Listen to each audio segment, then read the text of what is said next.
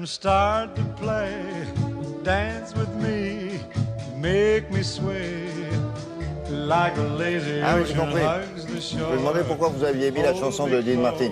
Lui, il est italo-américain.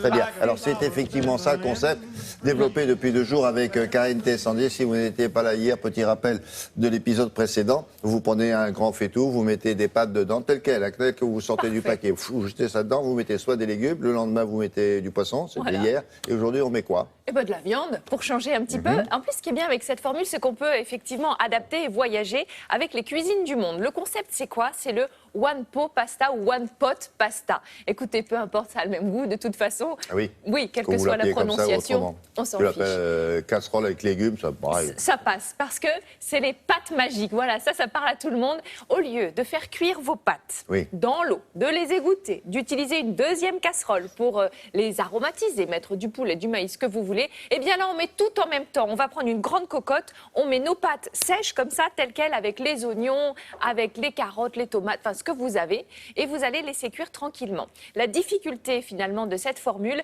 c'est de ne pas que ça attache au fond. Parce que quand on met une petite quantité d'eau, et là aussi c'est la deuxième difficulté, c'est de bien adapter la quantité d'eau. C'est-à-dire que donc il faut touiller. Vous donnez un quart d'heure en tout, toutes les 5 minutes. Allez. Voilà, vous êtes vraiment Vous changez de pâte?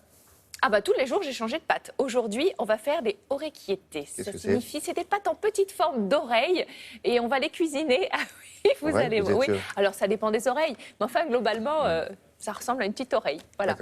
Donc on va les cuisiner ces orecchiettes avec du poulet, du maïs et des pois chiches. On est un petit peu au Mexique aujourd'hui. Hein. Hier on était plutôt au soleil avec notre lait de coco. Aujourd'hui on prend la direction du Mexique. Donc les orecchiettes, on est d'accord, avec le poulet, le maïs, un poivron vert, un oignon rouge, queue de couleur, des pois chiches, du piment et un petit cube de volaille. Alors, on va commencer par couper le poulet. C'est la première étape. En fait, ça commence toujours comme ça. On fait nos découpes et on envoie dans notre casserole.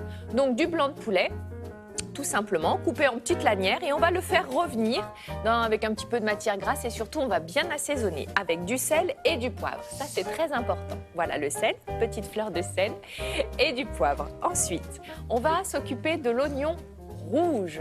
On va le couper voilà, comme ceci et on va utiliser aussi un poivron vert pour cette recette. Donc là aussi, on va le couper en petites lamelles. Et ensuite, tout est coupé. On a le poulet, l'oignon, le poivron. Donc maintenant, direction la casserole. Notre poulet a eu le temps de bien revenir, donc je vais le mettre dans un petit coin. Et puis, je vais ajouter à côté les oignons. Tout à côté, je vais mettre le poivron. Vous avez fait donc le poulet avant parce que ça cuit pas en même temps. Voilà, j'ai fait. Et aussi... Pas forcément. Si je le coupe en tout petit, j'aurais pu le laisser comme ça, mais j'avais envie qu'il ait cette petite couleur dorée quand même, parce que c'est quand même beaucoup plus appétissant. Et là, je mets tout dedans. Les petites oreilles, regardez, et je vais mettre mon liquide. Les oreilles, ça? Oui, c'est les petites oreilles. Vous ne devez pas entendre grand-chose. Hein, non.